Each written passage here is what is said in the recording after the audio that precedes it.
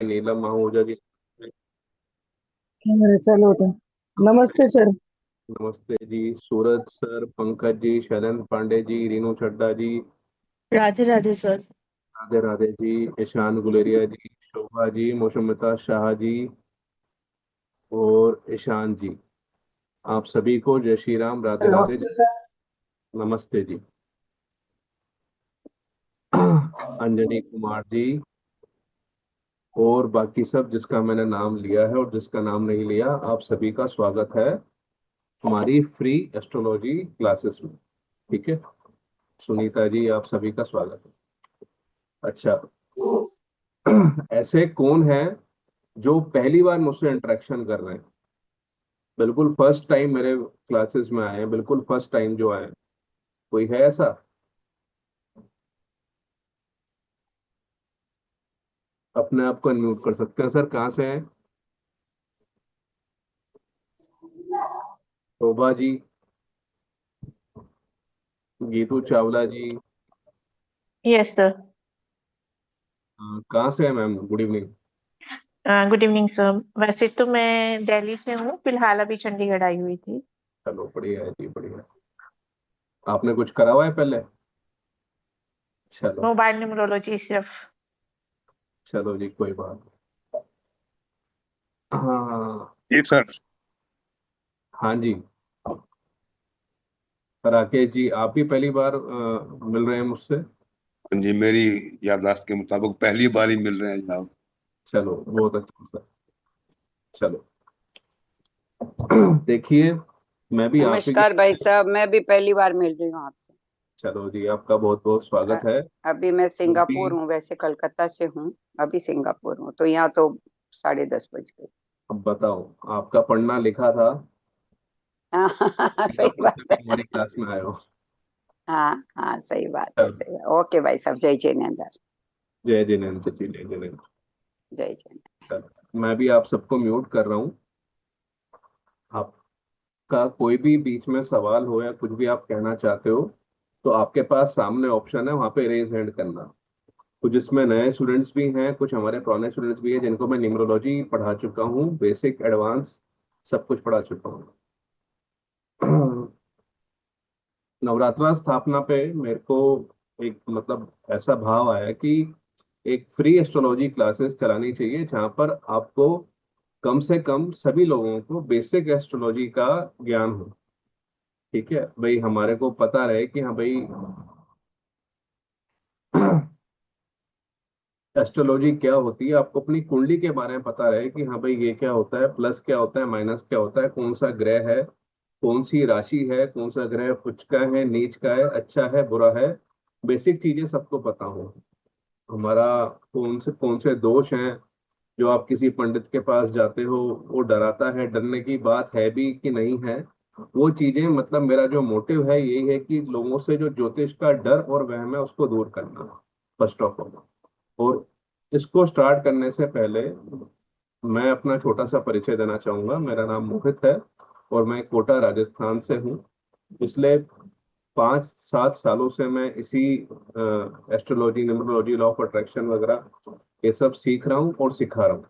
और यकीन मानिए, मैं अभी भी न्यूमरोलॉजी के मेरे मतलब सिखाते हुए मेरे को पढ़ाते हुए 4 साल हो गए, मगर मैं आज भी सीख रहा हूँ और एस्ट्रोलॉजी भी सीख रहा हूँ और सिखा भी रहा हूँ।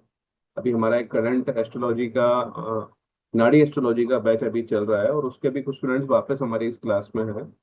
तो एक तरीके से ये ऐसा इंटरेस्ट मैंने चालू करा था और अब ये मेरी लाइफ का पार्ट बन गया, जिसको मैं छोड़ नहीं सकता। ठीक है, ये मेरा छोटा सा इंट्रोडक्शन है। और हाँ, मैंने इस जर्नी में काफी कुछ अचीव किया है, काफी कुछ अचीव किया है। अच्छा भी देखा है, बहुत अच्छा भी देखा है, कुछ बैड एक्सपीरियंसेस भी हैं, मगर अच्छे एक्सपीरियंसेस मेरे बहुत ज्यादा हैं। मेरे स्टूडेंट्स जो मुझसे न्यूरोलॉजी पढ़ के निकले वो अच्छा कर रहे हैं, ग्रोथ कर रहे हैं, तो उसमें अच्छा लगता है। तो शुरुआत करते हैं। बेसिकली ज्योतिष क्या है? मैंने एक वीडियो डाला था ग्रुप में, काफी लोगों ने देखा भी होगा, या नहीं देखा तो मैं छोटा सा इंट्रो वापस से ये चीज आपको बताता हूँ कि ज्योतिष क्या है। ठीक है। ज्योतिष के अंदर ही आपके दो शब्द हैं, ज्योति और ईश।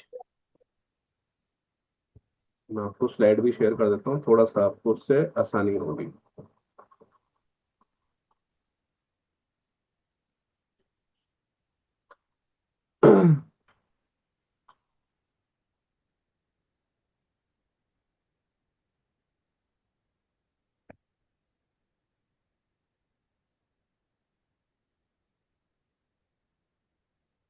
ज्योति मीन्स लाइट,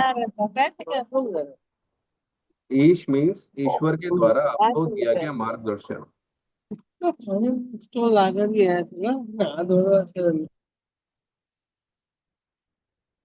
ज्योति मीन्स लाइट, ईश मीन्स ईश्वर के द्वारा आपको दिया गया मार्गदर्शन, यानी कि डिवाइन लाइट जो हमें ईश्वर ने दी है। ज्योतिष जो हम पढ़ते हैं कि हाँ भाई ये क्या चीज है, हमारी जो कुंडली है, जिसको हम कुंडली कहते हैं, D1 चार्ट कहते हैं या राशि चार्ट कहते हैं, वो है क्या चीज और वो हमारे बारे में क्या बताती है। ठीक है, लिटरल मीनिंग ये है कि भगवान ने आपको ये चीजें दी हैं, ये आपकी स्ट्रेंथ है, ये आपकी वीकनेस है, ये आपके रिश्तेदार हैं, ये आपकी वाइफ है, ये आपका बच्चा है, ये बेटी है, ये आपका बेटा है, ये पुत्री है, ये आपका धन भाव है, ये सब चीजें हैं। भगवान ने कुंडली के माध्यम से, बेसिकली ज्योतिष के माध्यम से आपको बताना चाहे कि आपके जीवन में ये घटनाएं हो सकती हैं। तो आपको इसके लिए प्रिपेयर होना है, एक्सेप्टेंस भी होनी चाहिए और प्रिपेयर भी होना चाहिए। जैसे किसी का एक्सीडेंट होना लिखा है तो हम उस चीज को टाल नहीं सकते, मगर हाँ मैं हेलमेट पहन सकता हूँ, मैं अपना इंश्योरेंस कवर करा सकता हूँ, जिससे मेरे जो लॉसेस हैं, मेडिकल लॉस का चाहे लॉस है, चाहे मेरी हेल्थ का लॉस है, तो मेरे को उसको रिकवर करने में आसानी रहे। ठीक है, ज्योतिष का मतलब ये नहीं है कि मैंने आपको कोई मंत्र दे दिया। ठीक है, मैंने आपको कोई मंत्र दे दिया, आप अपना जीवन बदल लोगे या आप प्रधानमंत्री बन जाओगे या मैं आपके ऊपर पैसे की बारिश कर दूंगा कि आपके पास बहुत सारा धन आ जाएगा, आप जो चाहोगे वो पालोगे। ज्योतिष का मतलब ये कतई नहीं है। अगर किसी के मन में ये ऐसा भाव है कि ज्योतिष से आपकी लाइफ 360 डिग्री चेंज हो सकती है या मैं रातों रात अमीर बन सकता हूँ या बहुत पैसा आ सकता है, तो वो चीज भूल जाना। ठीक है, जो आपके भाग्य में लिखा है आपको वैसी ही चीजें मिलेंगी, मगर आप उसको समझ के अपनी लाइफ को उसके साथ अलाइन कर सकते हो। आने वाली घटनाओं को, कब आपका अच्छा समय है, बुरा समय है, उसको आपको प्रिपेयर कर सकते हो। मगर फिर मैं कह रहा हूँ, कर्म आपके प्रधान थे, हैं और रहेंगे। और जो आपकी कुंडली है वो भी आपके कर्मों का ही एक तरीके से आईना है। जो आपने कर्म करे थे पिछले जन्म में, उसी का आईना आपकी कुंडली है। ज्योतिष को हम वेदों का अंग भी कहते हैं। इसको वेदों का अंग कहा जाता है। वेदों के आपके 6 अंग हैं: शिक्षा, कल्प, व्याकरण, निरुक्त, छंद और साथ में ज्योतिष। तो वेदों का इसको अंग कहा जाता है, इसलिए इसको बोलते हैं वेदांग।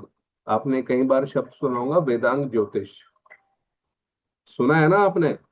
वेदांग ज्योतिष, अगर आपने कहीं भी थोड़ा सा भी आपने रिसर्च करी होगी तो आपके पास एक शब्द जरूर आया होगा, वेदांग ज्योतिष। इसको वेदों का अंग कहा जाता है। ठीक है, और कितनी पुरानी ज्योतिष है इसका कोई मतलब, जब से मानव सभ्यता है, जब से हमारे हिंदू धर्म के हमने सभ्यताओं की शुरुआत करी है, तब से ये ज्योतिष का हमने इसको देखा है। ऋग्वेद में 36 श्लोक हैं, यजुर्वेद में 44 श्लोक हैं और अथर्ववेद में 162 से 163 श्लोक। और साथ में रामायण में और महाभारत में भी। रामायण आप सोच सकते हो कितने साल पुरानी है, हजारों साल, 5,000 साल, कोई कहता है 10,000 साल पुरानी है।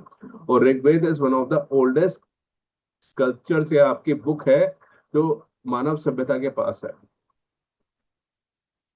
तो आप सोच सकते हो, जब से मानव सभ्यता की सबसे पुरानी किताब के अंदर आपके ज्योतिष के बारे में श्लोक लिखे हैं, तो ज्योतिष कितनी पुरानी है। ठीक है, अब इसके भी 3 पार्ट होते हैं, ज्योतिष के अंदर भी इसकी भी 3 ब्रांचेस होती हैं। पहली होती है होरा शास्त्र, दूसरी होती है संहिता और तीसरी होती है सिद्धांत। होरा शास्त्र के अंदर हम नेटल यानी कि ह्यूमन के बारे में, किसी जातक या किसी पर्सन के बारे में उसका प्रेडिक्शन करते हैं कि हाँ भाई इस जातक का इस अगर टाइम पीरियड में इस सरकमस्टेंसेस में जन्म हुआ है तो उसका भविष्य क्या क्या हो सकता है, उसके साथ क्या क्या घटनाएं घटेंगी। ठीक है। संविदा मीन्स मुंडेन एस्ट्रोलॉजी। अभी राष्ट्र में क्या हो रहा है, आपस में देश कौन से लड़ रहे हैं, कब लड़ेंगे, कब ईरान इराक की वॉर रुकेगी, कब यूएस में कुछ चेंज आएगा, कब इंडिया में कुछ चेंज होगा, हमारा मोदी प्रधानमंत्री रहेगा कि योगी आएगा कि राहुल गांधी कुछ करेगा, ये सब चीजें आपकी संहिता में आती है। सिद्धांत हम देखते हैं मैथमेटिकल कैलकुलेशन कि कौन सा ग्रह कब से आपका आएगा, आपका कब ग्रहण लगेगा, ये सब चीजें आपकी सिद्धांत के अंदर आती हैं। और एक और चीज कहूं, आज सिंपल सा पॉइंट मैं ज्योतिष को प्रूव करने के लिए आपके दिमाग में बिल्कुल लॉजिकल बात आपको बता रहा हूं। आपके घरों में सबके पास जंतरी होती है, पंचांग जिसे हम कहते हैं, जंतरी आपके कैलेंडर में होता है। हम लोगों को पहले से पता है कि आज से 2 साल बाद कब हमारा सूर्य ग्रहण लगने वाला है, कब हमारा चंद्र ग्रहण लगने वाला है। वो बल्कि हमारे 100 साल बाद भी जब हमारे चंद्र ग्रहण या सूर्य ग्रहण होंगे, हमें वो तारीख तक याद है, इस समय तक याद है। तो मतलब आप सोचो, वो हमारे गली गली में बिकने वाली पंचांग के अंदर ये चीजें हैं। तो हम लोग कितने एडवांस्ड हैं, बस हम लोग अपनी चीजों को पहचानते नहीं हैं। ये हमारे देश की विडंबना है, हमारी विडंबना है कि हम खुद उस चीज को जो हमारे पास है, और बाहर से फॉरेनर्स आके इसको सीखते हैं, फिर वो नाम चेंज करके हमें दोबारा परोसते हैं, तो हम कहते हैं जी वाह भाई वाह। ठीक है। तो ये सारी चीजें जो हैं ज्योतिष की हमारे पास पहले से हैं, और हम इससे गणनाओं से बता सकते हैं कि कब अगला सूर्य ग्रहण होगा, कब ये ग्रह कौन सी राशि में किस डिग्री पे मतलब जाएगा, सब हमारे पास है, सारी चीजें हमारे पास है। और आज की क्लास में आपको दिखाऊंगा भी, सही लाइव प्रैक्टिकल भी करेंगे इसका। ठीक है। इसके बाद 108। भाई बेसिकली ये 108 का जो इम्पोर्टेंस है, ये क्यों है, 108 की जो गणना है वो क्यों है। भाई 108 वाला जो आप हर जगह देखते हो, बेसिकली 108 को आप प्लस करोगे, आपस में 1+8 करोगे तो 9 आएगा। तो एक तरीके से कंप्लीट आपकी नंबर सिस्टम बनता है, जिसमें 1 भी आ गया, 0 भी आ गया, 8 भी आ गया, और 1+8 9 भी आ गया। It's a complete cycle. मगर फिर भी हम इसको क्यों माने, अगर हम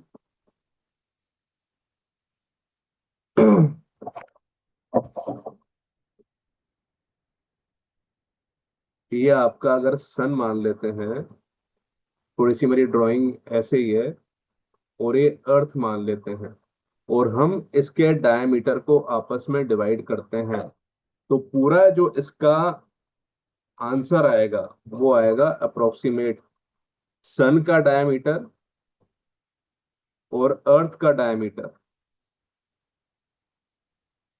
ये है 108 डिवाइड बाय आप ये करते हो तो। और सेम केस आपका, ये अर्थ है, ये मून है, अर्थ का डायमीटर डिवाइड बाय मून का diameter is also equals to 108। मतलब यहाँ पे 108 आपके जो संख्या है उसके बारे में बताया जा रहा है कि 108 संख्या कहाँ से आई। Average distance between earth and sun आपका जो है, एक second, is 108 times of the sun diameter. मतलब इतने सूर्य आपके धरती और सूर्य के बीच में आ सकते हैं, 108 सूर्य। और ऐसे ही 108 चंद्रमा, चंद्रमा और आपके बीच में आ सकते हैं, धरती के बीच में। मतलब आप कभी लॉजिक लगाओ, सूर्य बहुत बड़ा है, और सूर्य सेंटर ऑफ आपका, एक सेकंड में साइलेंट कर दूं उसको।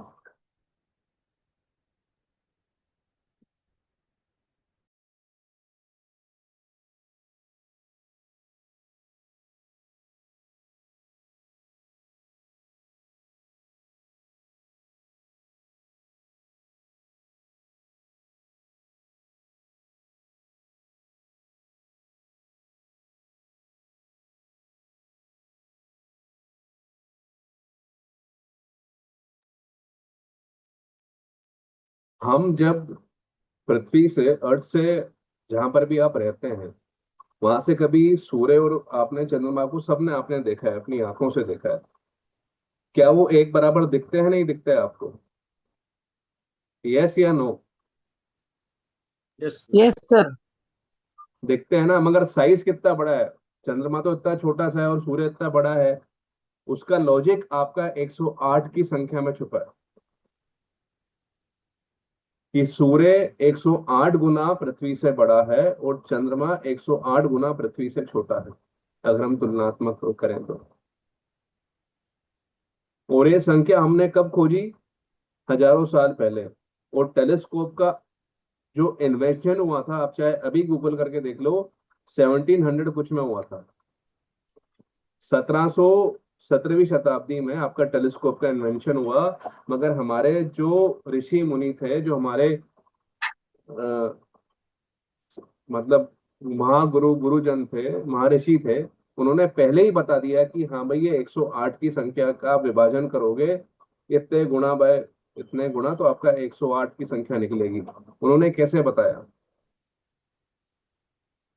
ये साक्ष्य ही मतलब बहुत है कि आपको बताया जा सके कि हाँ, हम पहले से सब कुछ जानते थे। अब आप distance between earth and sun, diameter of sun और distance between earth and sun equals to 108, ऐसे ही distance between earth and moon divide by diameter of moon equals to 108। और 27 नक्षत्र होते हैं हमारे, 27 नक्षत्र, और हर एक नक्षत्र में 4 चरण होते हैं, 4 पद होते हैं। 27 इंटू 4 करोगे तो भी आपका 108 आएगा। इतनी सटीकता से हम पहले से सब कुछ जानते थे। और ये मैंने फिगर दी हुई है आपके सामने, आप चाहो तो स्क्रीनशॉट ले सकते हो और गूगल पे भी सर्च कर सकते हो, इसी के बराबर आपकी संख्या आएगी। अप्रोक्सीमेट 107 पॉइंट समथिंग आता है। मगर उस समय आपका डिस्टेंस का मापने का तरीका क्या था? किलोमीटर था, माइल्स था, क्या था? उन्होंने उस तरीके से योजन था, वैसे उन्होंने नापा है। ठीक है। और 27 नक्षत्र हमारे पूरे जोडिएक में होते हैं। अब आगे बढ़ने से पहले मैं आपको इसकी इंपॉर्टेंस बताना चाहता हूँ कि हाँ भाई, ये जो हम पढ़ रहे हैं, जो हम ज्योतिष पढ़ रहे हैं, उसके रचयिता कौन थे, हमारे पास वो आई कैसे? हमने किस किस महर्षि से इसको देखा, किस किस महर्षि का क्या क्या योगदान है इस चीज को हमारे तक पहुंचाने में।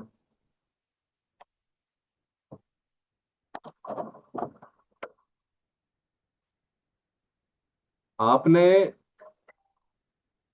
सबने रामायण देखी है ना? महाराज दशरथ के कुल गुरु कौन थे, मतलब उनके दरबार के? वशिष्ठ जी। वशिष्ठ जी। वशिष्ठ जी, महर्षि वशिष्ठ सप्त ऋषियों में से एक थे। महर्षि वशिष्ठ सप्त ऋषियों में से एक थे। और आप उनकी इंपॉर्टेंस समझ सकते हो। ब्रह्मा जी के मानस पुत्र, सप्त ऋषियों में से एक। उनके पुत्र हुए शक्ति मुनि। उनके पुत्र हुए शक्ति मुनि। और शक्ति मुनि के पुत्र हुए ऋषि पराशर, महर्षि पराशर। महर्षि पराशर की ही देन है महर्षि बृहद पराशर होरासाज शास्त्र, जो हम पढ़ रहे हैं, हमारे जैसे लोग पढ़ रहे हैं और पढ़ा रहे हैं। ये इंपॉर्टेंस है महर्षि पराशर की कि हाँ, महर्षि पराशर कौन थे? सबसे पहले उनके दादा ऋषि वशिष्ठ भगवान राम के कुल गुरु थे।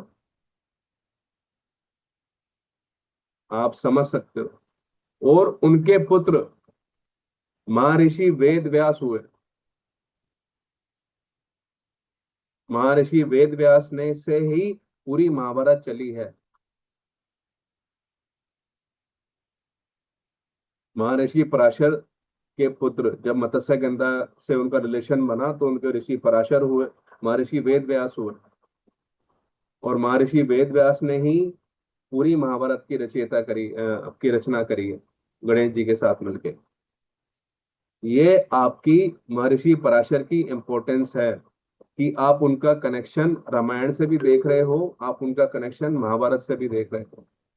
जो बृहद पराशर होरा शास्त्र के रचयिता हैं महर्षि पराशर, हम ऐसे ही किसी को नहीं पढ़ रहे।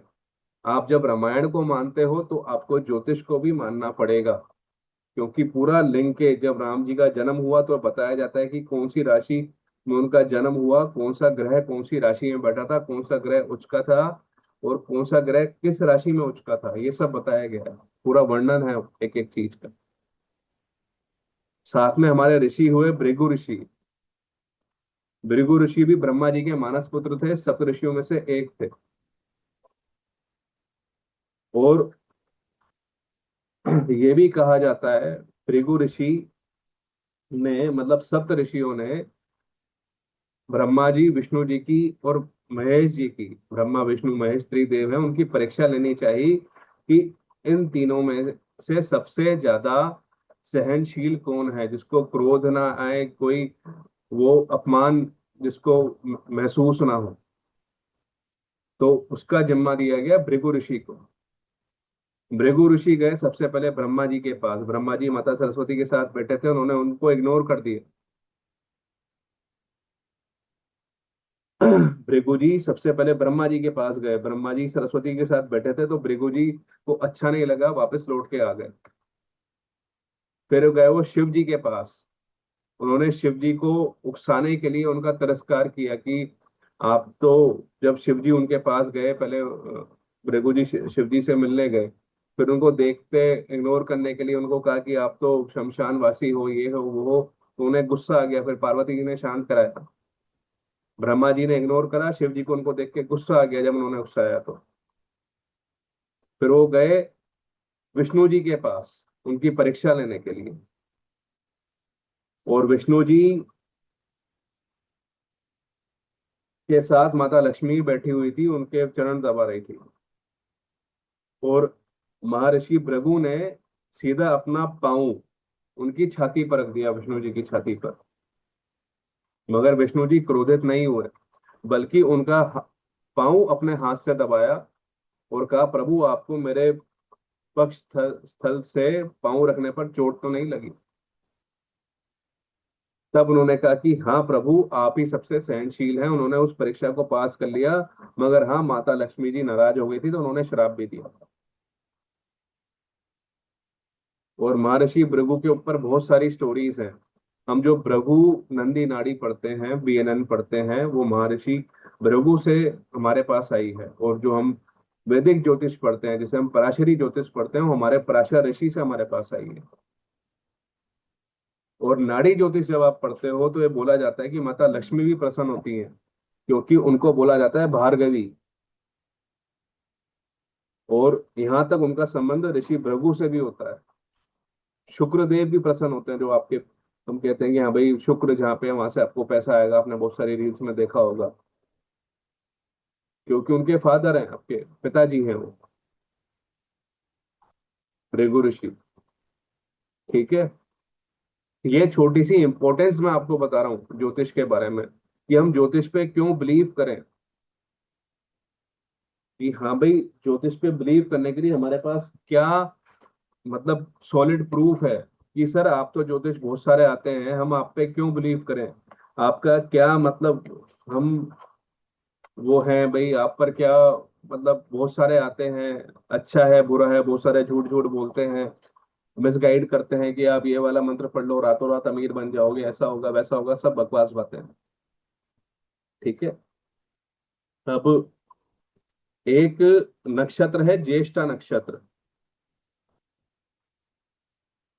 अगर मैं कहूं उसको तो वो अर्थ से, ज्येष्ठा नक्षत्र अर्थ से, आप चाहो तो गूगल कर लेना, आपको पूरी जानकारी मिल जाएगी। 555 लाइट ईयर्स दूर है, 555 लाइट ईयर्स दूर। और लाइट ईयर का मतलब क्या होता है? लाइट को एक साल में ट्रेवल करने में कितना डिस्टेंस लगता है, वो लाइट ईयर है। डिस्टेंस नापने का एक पैमाना है लाइट ईयर। 555 प्रकाश वर्ष दूर आपका ज्येष्ठा नक्षत्र है, जिसको इंग्लिश में बोलते हैं एंटरिस। और वो हमारे महर्षियों ने हजारों साल पहले ही खोज लिया था। जो हमारे नक्षत्रों में वर्णन है, ज्येष्ठा नक्षत्र।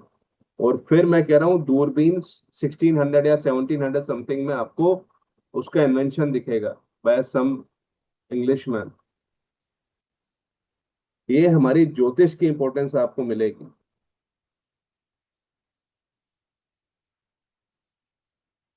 ठीक है जी। आ रहा है कुछ समझ में? वेरी इंटरेस्टिंग सर, बहुत अच्छा। मैंने तो सर लेट ज्वाइन किया, बट हाँ ठीक है, समहाउ कुछ तो गया, बट आधा ऊपर से निकल गया। भाई हमने महाभारत में, रामायण में आपको कितने श्लोक मिल जाएंगे जो हमारे ज्योतिष के बारे में बताते हैं कि भगवान राम का जन्म कौन सी राशि में हुआ, उस समय कौन सा ग्रह कहाँ चल रहा था, किस राशि में था, सब आपको पता पड़ेगा। और जो हमारा नेक्स्ट पार्ट है, ये तो हमारा इंट्रोडक्शन था कि हम जो ज्योतिष का यूसेज क्या है, हम उसको क्या काम में ले सकते हैं। बेसिकली ज्योतिष का सिंपल सा यूसेज है, मैं बहुत सारे शब्द नहीं बोलूंगा।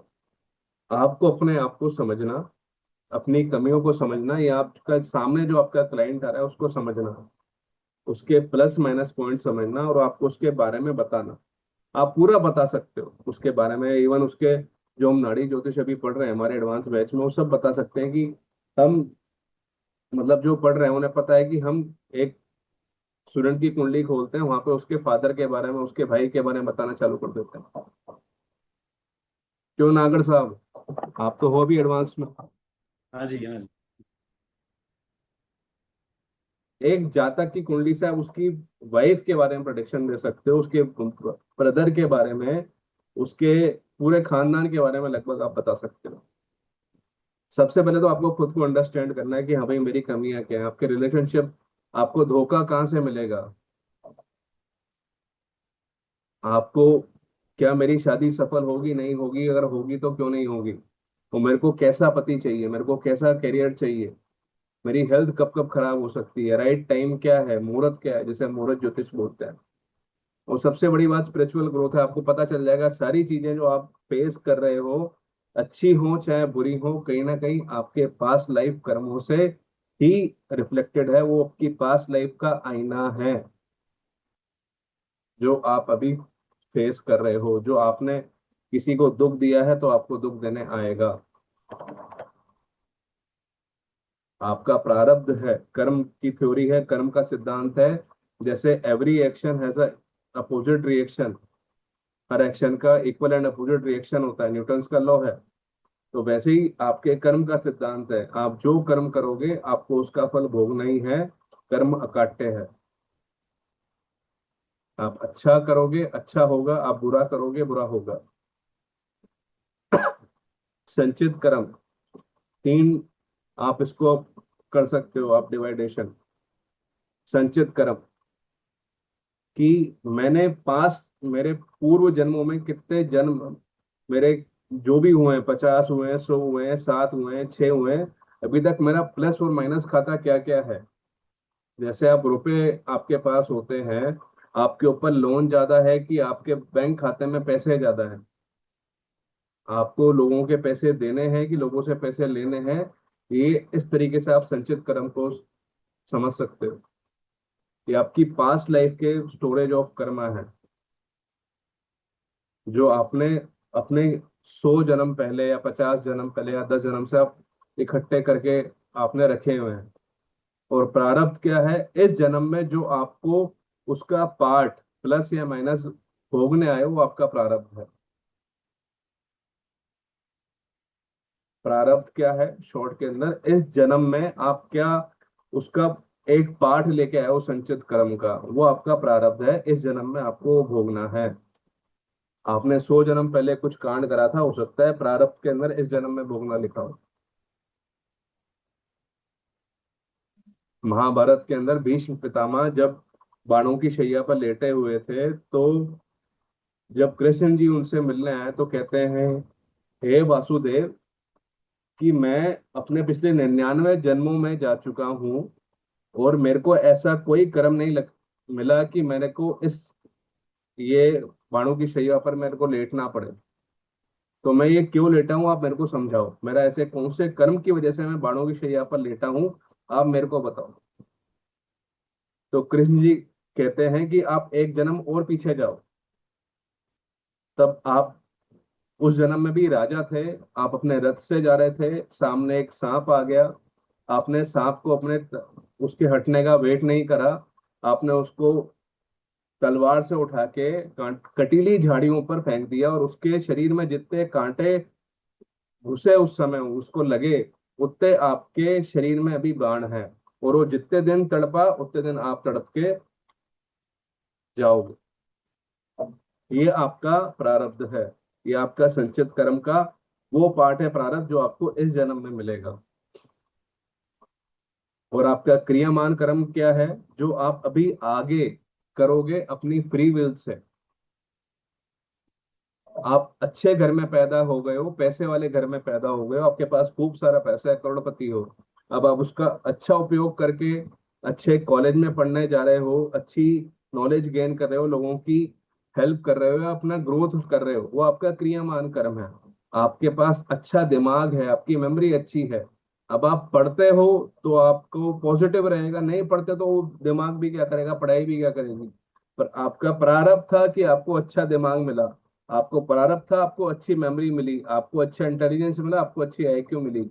मगर क्रियामान कर्म क्या है, मैं उसको किस दिशा में लगा रहा हूँ, वो आपका क्रियामान कर्म है। मेरे पास पैसे हैं 1 करोड़ रुपए, वो मेरा प्रारब्ध है।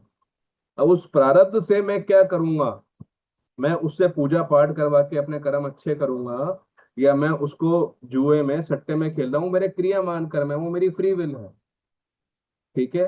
तो आपको ब्लाइंडली किसी चीज को नहीं मानना, आपके पास प्रूफ होना चाहिए कि हाँ भाई मैं क्यों कर रहा हूँ, ये सारी सारी चीजें मेरे साथ क्यों हो रही हैं। और जो हम देखते हैं कुंडली, बेसिकली कुंडली जो आप देखते हो, आपका D1 चार्ट, जिसको हम राशि चार्ट ही बोलते हैं, वो है क्या। और कुंडली को समझने से पहले आपको जोडिएक सर्कल को, राशि चक्र को समझना पड़ेगा। आप अभी जहां पर भी बैठे हो सबके सब, ठीक है, आप जहां पर भी हो अपने कमरे में सेंटर में आप खड़े होना इमेजिन कर लो। आप इमेजिन करो कि आप एक कमरे के अंदर खड़े हो, बिल्कुल सेंटर में। और आपस में यूं यूं खड़े खड़े ऐसे पूरा घूमो, खड़े हो के आप बीच कमरे में खड़े हो।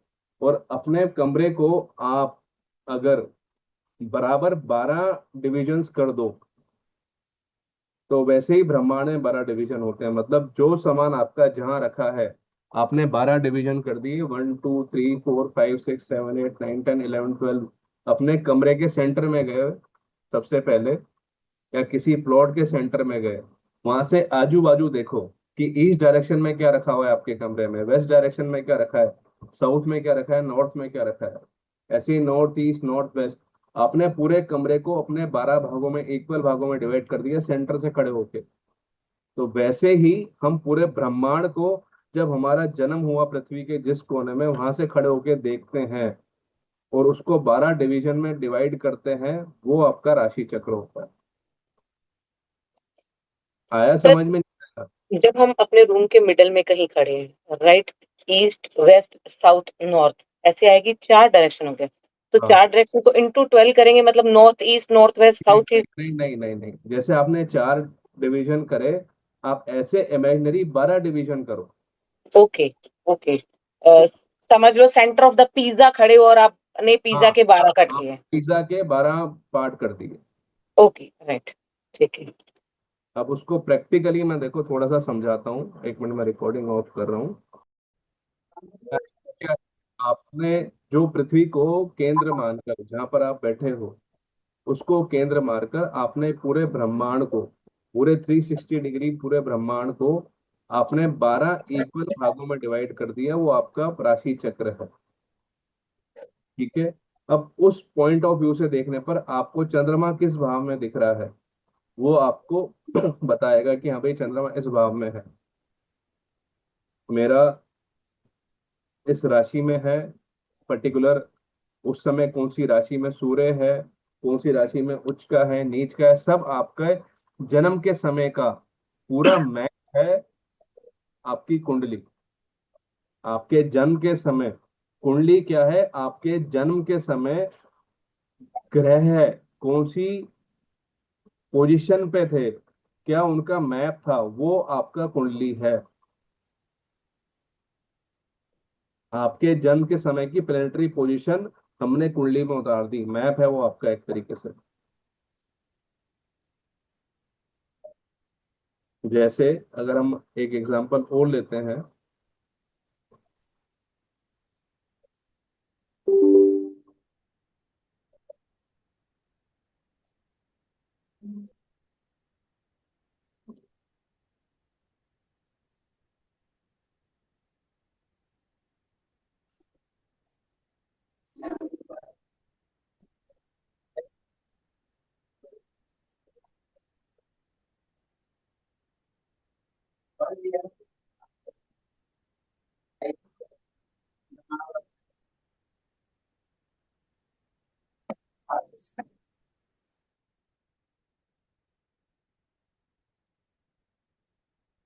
हम डालते हैं ABC, मेल आपका सुबह का हम डालेंगे इस पे 7:00,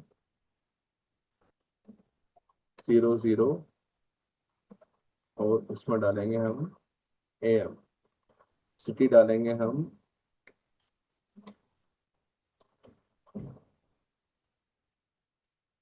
दिल्ली।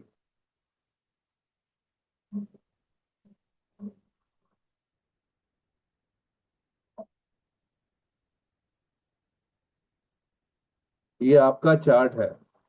अब इसको हम थोड़ा सा एडिट करते हैं,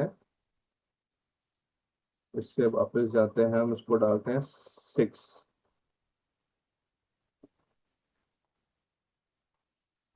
जो मैं आपको बताना चाह रहा हूँ।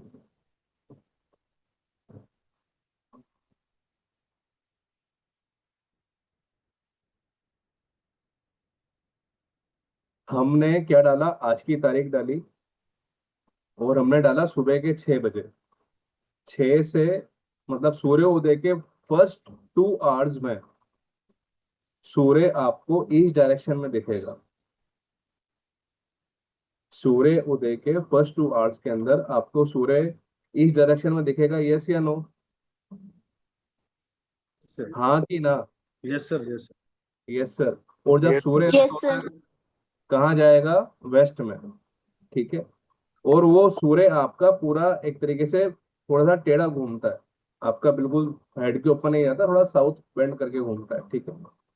ये सुबह 6 बजे की कुंडली है दिल्ली की, आज की।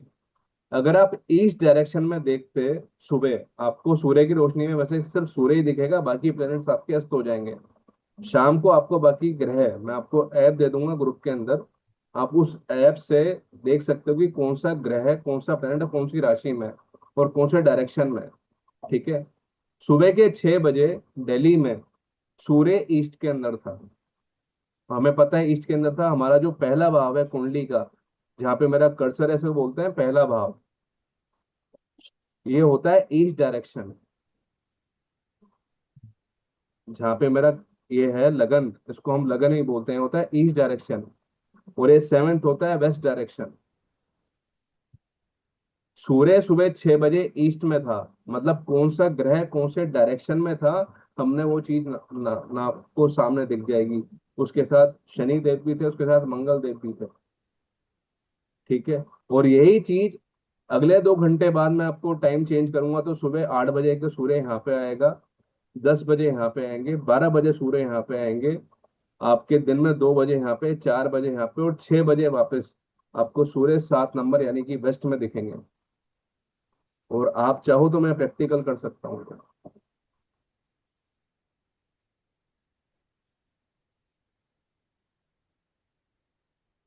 इसको हम AM की बजाय PM कर दें और यहाँ पे 15 कर देते हैं।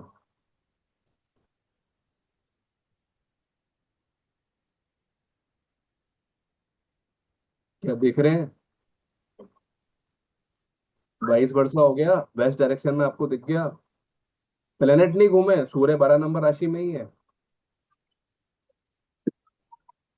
मगर सूर्य पहले पूरब में था, पश्चिम में आ गया। बेसिकली कुंडली क्या है, मैं ये कहना चाहता हूँ, कुंडली वो चीज है कि प्लेनेट का आपको मैप बताती है कि कौन सा ग्रह है, कौन से डायरेक्शन में, कौन सी राशि में बैठा है। ये बता रहा है कि सूर्य आपकी मीन राशि में बैठा है, मगर आप जिस समय पैदा हुए उस समय पश्चिम दिशा थी, पश्चिम दिशा में आपका सूर्य था। ये लगन क्या है? लगन बेसिकली आपके जन्म के समय इस डायरेक्शन में कौन सी राशि थी, वो आपका लगन है। और उसको आपका पॉइंट मान के, स्टार्टिंग पॉइंट मान के हमने पूरी कुंडली डिजाइन कर ली। ये आपकी कुंडली है।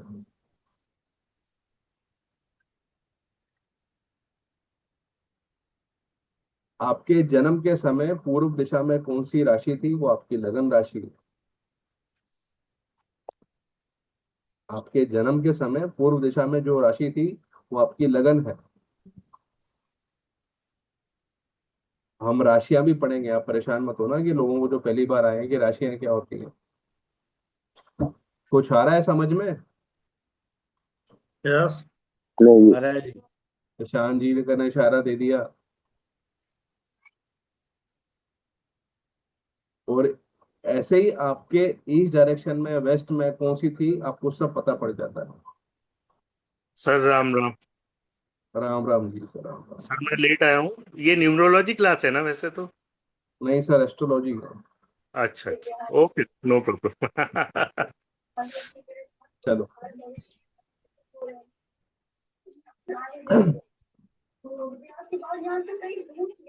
म्यूट कर लीजिए प्लीज स्पीकर से।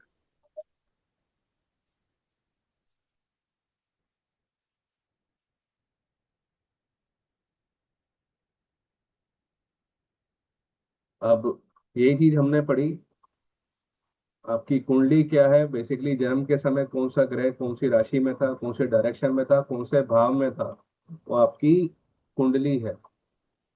और कुंडली के अंदर आपके 12 हाउस होते हैं, 12 ही राशियां होती हैं, और 9 प्लेनेट होते हैं, और 27 नक्षत्र होते हैं। और इन्हीं चीजों को पढ़ के 12 भाव, कौन सी राशि किस भाव में है, कौन सा प्लेनेट कौन से राशि में है, कौन से भाव में है, उसको पढ़ के हम किसी के बारे में प्रिडिक्शन देते हैं कि हाँ भाई इस व्यक्ति का जीवन कैसा है, ये इसका व्यक्तित्व कैसा है, इसकी जो चीजें हैं वो कैसी हैं। यहाँ से हमें पूरा लगभग पता चल जाता है कि सामने वाला का नेचर, उसकी शादीशुदा जिंदगी, उसके बच्चे लेट हैं जल्दी हैं, वो सारी चीजें हमें यहाँ से पता पड़ती हैं, पूरी कुंडली जो हम कहते हैं। और इसीलिए हमने इसको कहा था, क्या बोलते हैं, ज्योतिष। ज्योतिष का संधि विच्छेद क्या बताया था मैंने? क्या बताया था? ज्योति ज्योति और ईश। किसका ही ज्योति और किसका ईश? सर ज्योति प्लस ईश। डिवाइन गाइडेंस है कि नहीं? Divine light sir. Divine guidance. है कि नहीं है, आप तो ये बताओ। यस।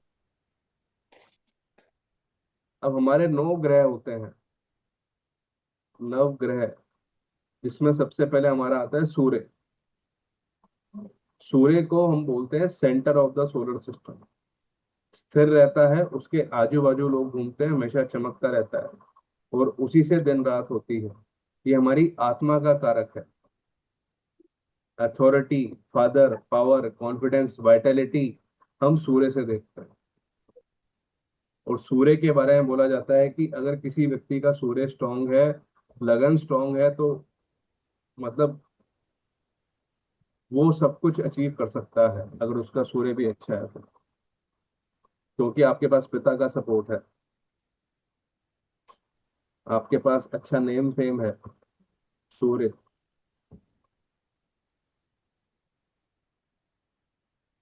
आज सबसे रिच फैमिली है इंडिया की, उनका नाम सुना होगा, उसकी शादी भी हुई थी खूब। आज उसके साथ कुछ मेडिकल इशू हैं, मगर उसका सूर्य स्ट्रांग है, उसके पिता स्ट्रांग है, तो क्या उसे महसूस हो रहा है?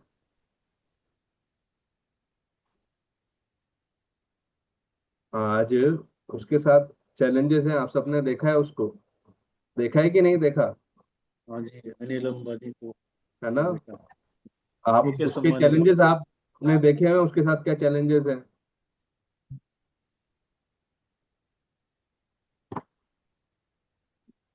है, देखा हुआ है सब आपने। Yes, मगर sir. उसका स्ट्रांग है, मतलब उसके फादर स्ट्रांग है, तो वो सब ओवरकम कर गया। बहुत बढ़िया शादी हुई, खूब उसने भंडारा करा, मतलब महीनों तक चली थी वो शादी। सूर्य स्ट्रांग। और ऐसे ही आपका चंद्रमा है। सूर्य और चंद्र आपको साक्षात दिखते हैं, मगर वो रोज दिखते हैं तो हम उनके इंपॉर्टेंस भूल जाते हैं। आपके सूर्य और चंद्रमा, मतलब आपने ये साथ लिए, आपका आत्मा और मन आपके स्ट्रांग हो गए, तो ये सबसे बेस्ट है। चंद्रमा आपके मन का कारक है। चंद्रमा आपके मन का कारक है। आपकी माता, मन, इमोशंस, फीलिंग, जो भी आपकी सॉफ्ट हार्टेड चीजें हैं, आप सेंसिटिव कितने हो, वो आपका चंद्रमा बताएगा। मंगल आपकी एनर्जी है, आपका भाई है। आपकी लैंड कितनी है, प्रॉपर्टी कितनी है आपके पास, वो मंगल है। आप करेजियस कितने हो, क्या आप क्विक एक्शन ले सकते हो, बगैर सोचे समझे कोई कहे तो आप कुछ काम कर सकते हो, क्या आप लड़ाई झगड़ा कर सकते हो, क्या आपके पास दिल, गुर्दा है, जिगरा है, वो मंगल बताएगा। सन बताएगा आप कितने रॉयल नेचर के हो, मून बताएगा आप कितने रॉयल नेचर के हो, मंगल बताएगा आप कितने करेजियस हो, आप कितने इंस्टेंटेनियस हो, कितना गुस्सा है आपके अंदर, कितना अग्रेशन है, कितनी एनर्जी है, कितनी ताकत है। बुध आपकी बुद्धि का कारक, आपके घर में छोटे बच्चे, छोटे भाई बहन, उसका कारक, आपके मित्रों का कारक। बुध, बुध अच्छा नहीं है, आपके मित्र ही अच्छे नहीं होंगे। लाइव एग्जांपल बताया ना मैंने आपको क्लास में। आपकी इंटेलेक्ट, आपकी स्पीच, आपका बोलना, आपके कम्युनिकेशन स्किल, बुध। आपका आईक्यू लेवल, बुध। जुपिटर क्या है? आपको डिवाइन सपोर्ट कितना मिलता है, आपका लक फैक्टर कैसा है, आपको कैसे गुरु मिले हैं, आपको कैसे टीचर मिले हैं, आपकी स्टडीज कैसी जा रही हैं, आपको धर्म के बारे में आपकी क्या सोच है, आपको विजडम कितना है, आपको व्यवहारिक ज्ञान कितना है। व्यवहारिकता गुरु से देखी जाएगी। वीनस आपका शुक्र, आपके आपस में हस्बैंड वाइफ में प्रेम कितना है। शुक्र लव, लग्जरी, आर्ट, भोग विलास। नाड़ी में हम इससे घर और आपका वाहन भी देखते हैं। शुक्र। वाइफ, वाइफ के लिए हस्बैंड इंपॉर्टेंट है, आपस में उनके बीच कितना रिलेशनशिप कैसा है, वो इंपॉर्टेंट है। शनि आपके कर्म का कारक, आपके डिसिप्लिन का कारक, आपके हार्ड वर्क का कारक। अगर शनि खराब है, आप जीवन भर अपने प्रोफेशन में स्ट्रगल कर सकते हो। और किसी के शनि के ट्राइन में या शनि के साथ केतु आ जाए, लिख के ले लेना, जीवन भर में उसने कितनी जॉब्स चेंज करी होगी, मुंह से पूछ लेना बस। अगर वो गवर्नमेंट जॉब में नहीं है इसके अलावा, तो उसने कितनी जॉब चेंज करी है, कितने प्रोफेशन चेंज करे हैं, कितने काम धंधे बंद करके चालू कर चुका है। शनि केतु है तो कम से कम 15-20 उसने जॉब चेंज करी होंगी अपने जीवन में। संपन्ना। ये शनि आपके कर्म को दिखाता है, ओवरऑल आपके कर्म कैसा है। राहु और केतु हमें शनि का फल देने आते हैं। राहु और केतु का काम क्या है? क्या चीज है राहु? राहु आपकी डिजायर है, आपकी पागलपन है, आपका वहम है। राहु क्या है? आपकी डिजायर है, आपका इल्यूजन है, आपका वहम है, आपका एम्बिशन है, आपकी कंफ्यूजन है। आपको पिछले जन्म में बोला जाता है किसी चीज की एक्सेसिव डिजायर थी, वो अभी राहु के साथ आपको दिखेगी कि आप क्या पाना चाहते हो, किसके पीछे आप पागल हो। उस चीज को पाने के लिए मेरे को ये चीज चाहिए ही चाहिए। ये आपका राहु है। और केतु क्या है? केतु बेसिकली वो चीज जो मेरे को मिल चुकी है उसकी मेरे को इच्छा नहीं है और मैं इजीली उसे लेट गो कर सकता हूँ, मेरा केतु है।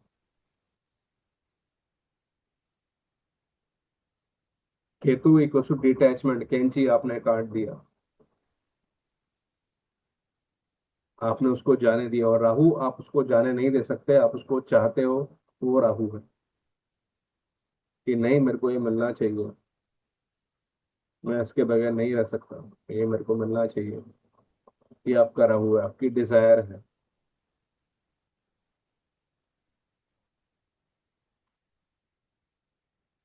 तो ये आपका है। बाकी हम राशि, इसको समझना कौन कौन सी राशियां हैं वो हम नेक्स्ट क्लास में करेंगे। और थोड़ा सा मैं आपको बता देता हूँ, आप चाहो तो उसका स्क्रीनशॉट ले लो। ये हमारी 12 राशियां होती हैं। ये उनके एलिमेंट होते हैं, उनका तत्व मतलब एलिमेंट, उसका कैसा नेचर है, अग्नि पृथ्वी वायु जल।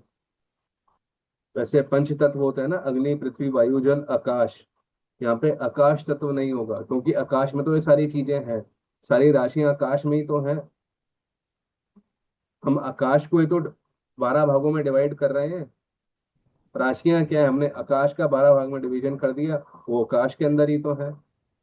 तो हमारी 12 राशियां हैं, मेष वृषभ मिथुन कर्क सिंह कन्या तुला वृश्चिक धनु मकर कुंभ मीन। ये 12 राशियां हैं और उनके जो लॉर्ड हैं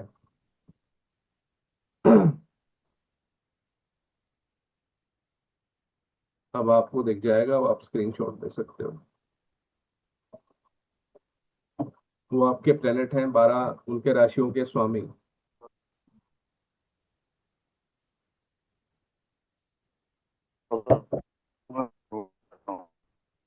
ठीक है। आज की क्लास में किसी को कोई डाउट, कोई चीज नहीं समझ में आई हो तो आप मुझसे पूछ सकते हो, और ये आपने स्क्रीनशॉट ले लिया हो तो मेरे को यस कर सकते हो। Yes sir. ले लिया जी। Yes sir. कोई किसी का डाउट या क्वेश्चन? वैसे तो आज पहली क्लास है, मगर फिर भी किसी ने कुछ पूछना हो तो पूछ सकते हो।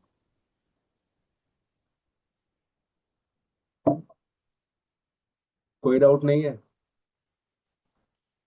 चलो, बाकी इंटरेस्टिंग है, यही एनर्जी रहे, यही फ्लो रहे कि स्पीड कम करें कि ज्यादा करें?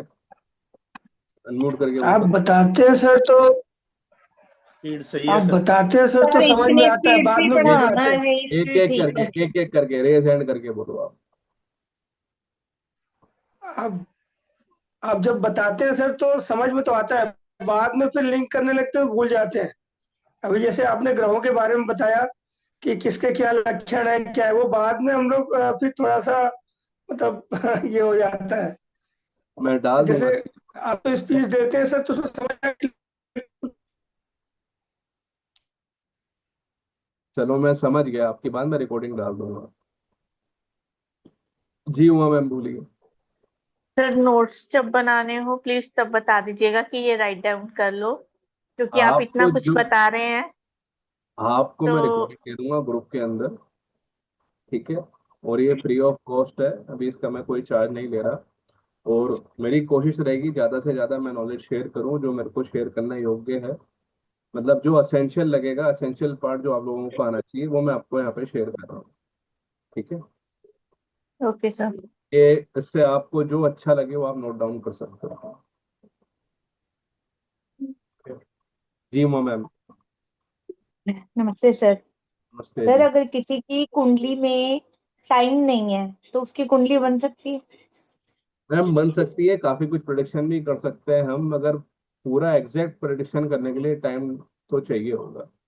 हम फिर थोड़ा सा कौन सा ग्रह कौन सी राशि में था उसको एक हाँ बेस मान के एक पर्टिकुलर टाइम हमने सेट कर लिया। फिर उससे हम हाँ उसके जीवन का वो देखेंगे, जैसे उसकी शादी कब हुई, उसके बच्चे कब हुए, बच्चे अच्छे हैं कि बुरे हैं, शादी हुई है नहीं हुई है, उसके मतलब लाइफ इवेंट से उसका BTR करेंगे, यानी बर्थ टाइम रेक्टिफिकेशन। तो उससे हम पहले उसके टाइम पर जाएंगे, फिर हम बाकी मतलब जो उसकी लाइफ बीत चुकी है उसके हिसाब से उसकी कुंडली बनाएंगे, सेट करेंगे। और सर एक बात और, क्या बच्चों की कुंडली से भी पेरेंट्स की कुंडली बताई जा सकती है?